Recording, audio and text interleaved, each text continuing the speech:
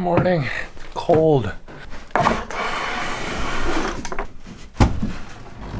Oh, fuck.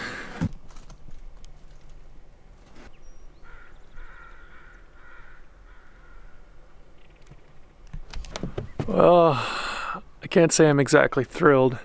It's been snowing the last couple days, so I've been catching up on editing and doing other stuff, but it looks like the snow is here to stay this week. So first step is clean off the solar panels and make some power.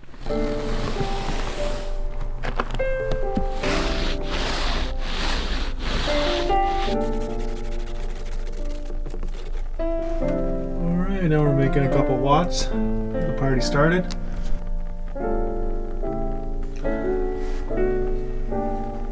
Hey buddy.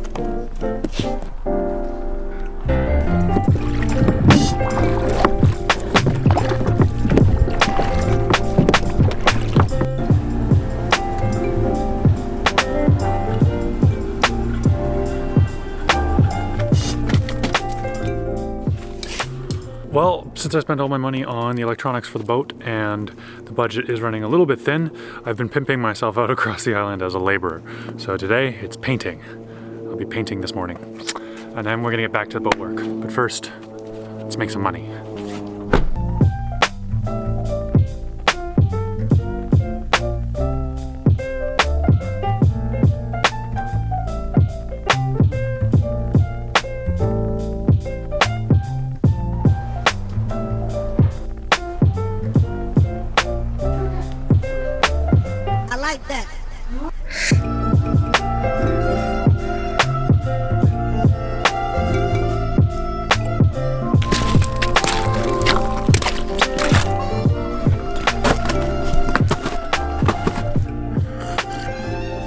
Alright, after a morning of work, I think maybe it's a good time for me to talk a little bit about finances and about this boat, about money.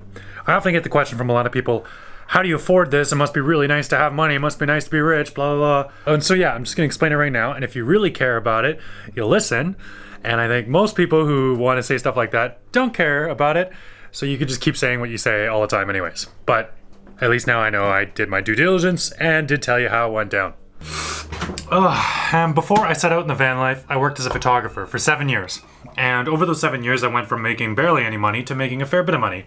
And I saved up my money. I always lived way under my means, and I always kept my overhead as low as possible. So what has been the overhead? Let's talk about that. First of all the numbers are in Canadian dollars.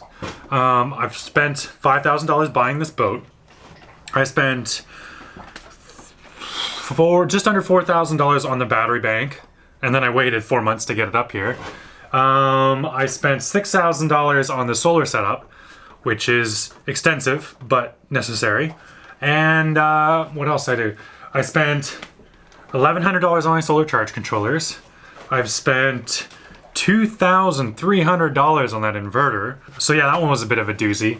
In total, in fiberglass and wood, I've spent about $900 so far. I'm looking to probably bump that up to $3,000 eventually, but it's really not that big of a part of the boat build. The wood and the fiberglass is really quite cheap. Even epoxy's cheap if you really compare it to everything else. So yeah, if you count all the nickel and diming little tool bits and stuff I had to get, we're getting pretty close to that $20,000 mark. So I'm about $20,000 into the boat, and it really sucks because I feel like I haven't bought anything for my $20,000. The boat is still just sitting here in the bay. It's no closer to sailing really. And to me, it doesn't feel like any progress has been made. Now, a lot of you guys have been watching the videos and you've been watching me chug along, and so from home it looks like a lot of progress is being made. However, if you're here day in and day out, it doesn't really feel like it. So it's getting me a little down, definitely. And watching my savings slowly evaporate as I work on this project isn't making me feel great either. So yeah, I've been clocking a lot of work on the side of this winter that you guys haven't really seen. And I'm just trying to like shore up those savings so that by the time the weather gets nice, I can just work straight on all the time on this boat and focus here. So this summer, I hope it won't be too much more expensive. I've already bought the majority of the expensive electronics. So the rest of it is the cheaper stuff. Wood, fiberglass, epoxy, stuff like that. A lot cheaper. Okay, so where am I getting my money from? So in contrary to what some of the people on YouTube say, I'm not just rolling in money from e-bagging, as they call it. Somebody actually recently called me Funding Simon, which I think is brilliant. I think that's probably the best burr anyone's laid on me yet. No, the truth of the matter is I've saved up a lot of money to do this project. This project is my retirement saving plan money gone, which feels reckless as hell to even say that, but it's kind of true. So yeah, here I am. So what are the actual numbers? Well, I was about a little over $25,000 in savings before I sold the van. I sold the van for 10 grand. So that puts me over 35,000 in savings. I've subsequently spent almost 20,000 on this boat. I still have the Big Betty motorcycle, so that will be sold as soon as the springtime comes around, hopefully for a decent amount of money so I can continue this project. And yeah, the rest of it has been either what I've been making off of YouTube or what I've been working on the side, and both of those are about the same. Yeah, on YouTube I'm making about $1,000 a month.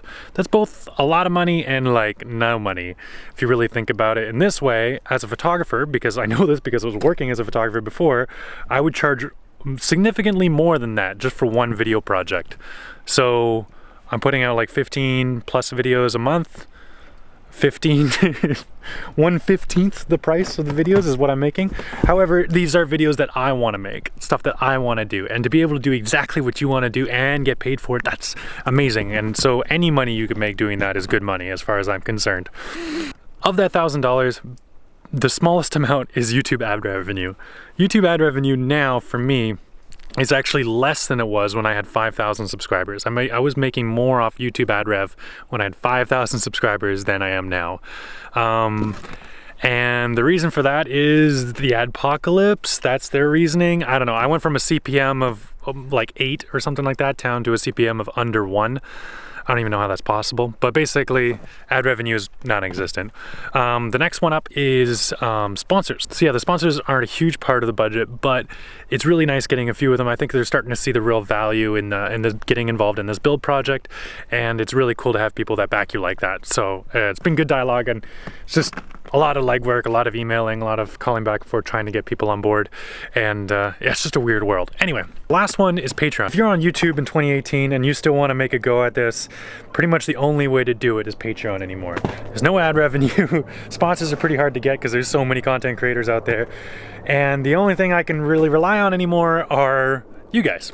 Help me out on Patreon. I'm making $800 a month off Patreon. I get to work my favorite job in the whole wide universe and get paid for it.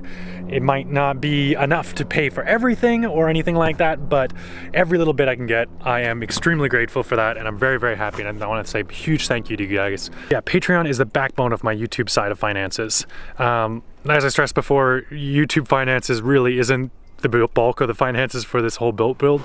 It's been mostly just my savings, but the future that I hope to have, where I can just make YouTube videos and build and do travel and do everything I want to do just by making YouTube videos, Patreon's basically the only way I'm going to make that possible. So I want to give a huge thank you to you guys for helping me out on Patreon. If you haven't checked it out, go check it out. Link in the description, shameless plug.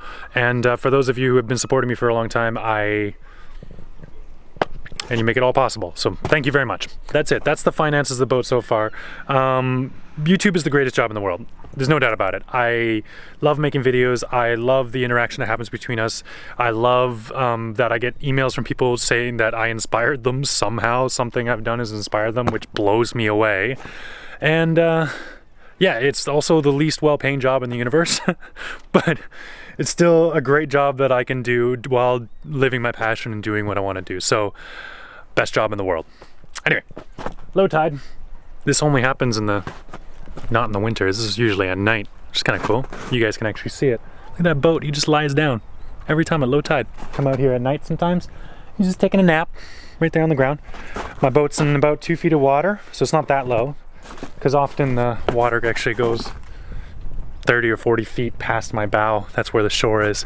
So it's totally dried out a lot of the time, but doesn't look like we'll get that today, but still kind of cool. We're getting it during daylight. So this summer we're gonna get a lot of really low tides during the daytime, and it's a great opportunity to get under the boat and do some of the work under the boat.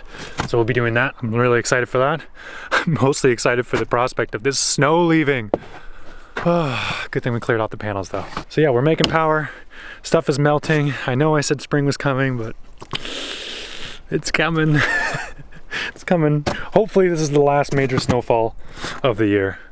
God, I hope so. I really hope so. All right, let's get back to work. I'm in love with you. Just because.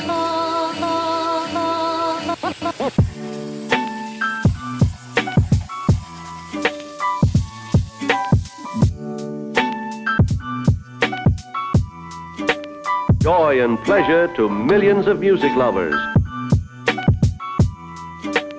I'm in love with. Chances are you. I'm in love with. Chances are you. Alright, so I really like that new belt sander. I'm using 24 grit paper and it is awesome. It chews through the top coat really good. So we're getting some good project done there, but I'm starting to run a little bit low on power. That belt sander takes about 800 watts and it's been cloudy and rainy the last few days, so we're just pulling in some power now. I've only got 2 panels aboard, so that's 1/10 of my solar array, and I've only got less than 1/4 of my battery bank hooked up. So in order to generate a little bit more power, I'm going to connect my wind turbine to the current battery bank. But to do that, I have to change the 12 volt from the wind turbine to 48 volt to go to the battery bank. Now I could route it through a solar charge controller, but like that's like a $700 solar charge controller, so I'd rather just use something a bit cheaper, a bit simpler, and I'm just using a voltage rectifier. I'm going to see if this will work. So the idea is it puts out 12 volt, it changes it up to 50.4 maximum, but it will fluctuate with the voltage down below. So I think what will happen is it'll start down at like 11.8 volts, work its way up to the 13.5, and so it will start the output at like 36 volts and work its way all the way up to 50.4. So hopefully that works. I gotta just adjust some settings and we'll see how that plays out. All right, now if I'm correct, this thing is currently putting out 19 volts. And if I adjust it on this, I'm going to need a smaller screwdriver. Okay, so smaller screwdriver required. If I adjust this, it should, oh there we go, bringing up the voltage. Oh, that's right, I gotta set this a little bit higher. 20 volts. Let's get her all the way up there to 47 volts. Here. Just to start out. Now we got a few other adjusters over here. We got this one for the input. Got some fuses. I'm not sure what this one does. We'll figure that out soon. And then we got this one for the output. So the input seems to be happy at 12.1. But let's double check that without the load on it. I have it completely disconnected now and the red LED light's still on, so these capacitors are still charged. So before I wire it into the 48 volt system, I'm going to let that completely discharge. Just to be safe, I'll wire the 12 to it first. I'll do another voltage check.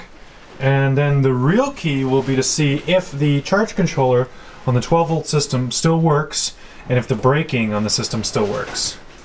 But yeah, we will find out. Okay dokie, so I have it wired, inputs over here, and the output's just on jumpers hooked up to the battery bank.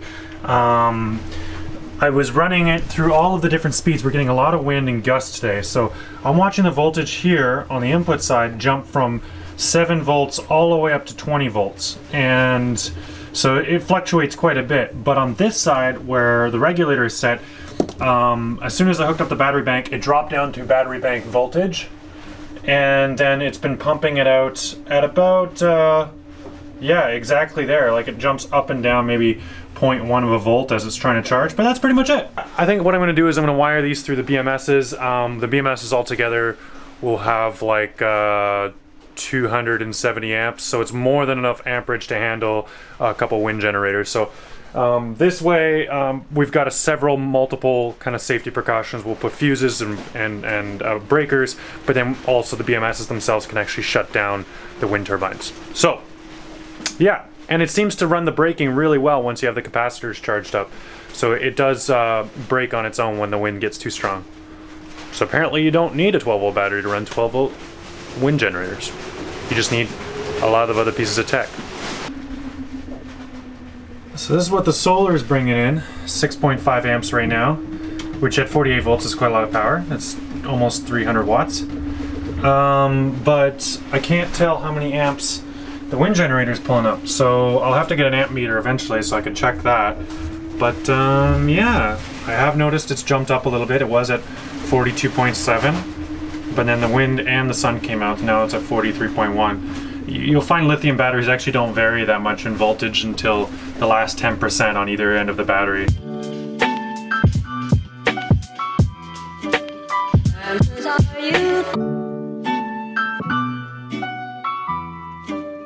I'm in love with answers are you, cause you're so small. Your lips meet mine, cause you're so small. Your lips meet mine, cause you're so small. Your lips meet mine, cause you're so small. Your lips meet mine.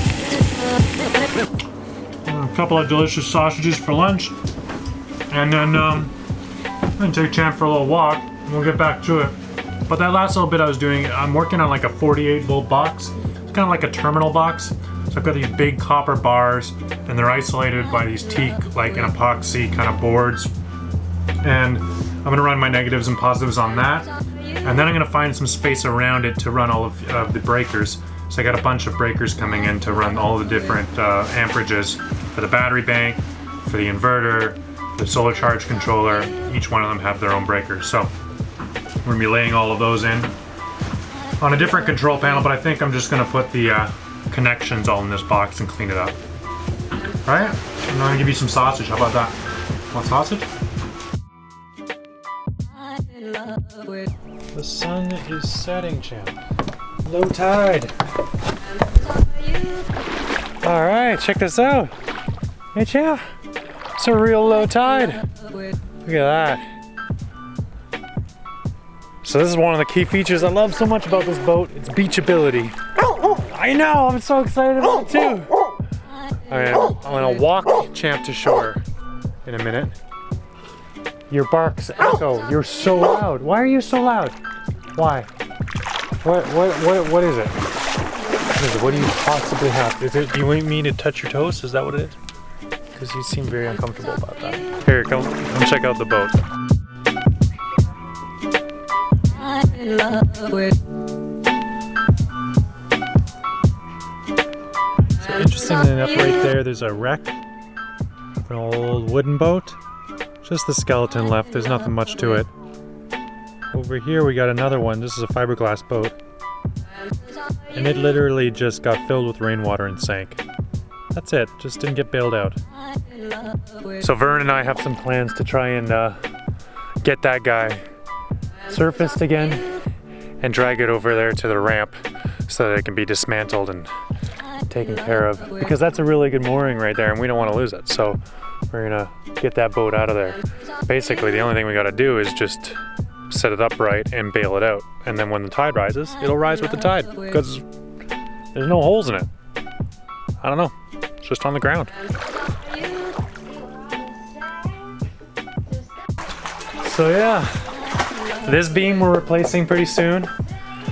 This one over here is temporary and usually the beam goes right there. So the goal is to kind of clean up the section where that beam sits, get the new one in there, figure all of that out, tear up the decks over here, and then tackle this beam. And once those two beams are done, we can build the floor that dips down over here from this beam, and the ceiling is kind of like they're right at the front of the boat. That's where all the windows are going to be. It's going to be gorgeous.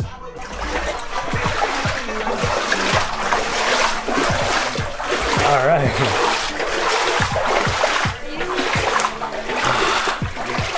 Good stuff. Yes, okay, Champ, you can come. Come on. Ready? Into my arms. Oh, Alright, we're walking. I'm gonna keep you dry. Quit wiggling. Quit wiggling. You ready? Set, go. Go get him.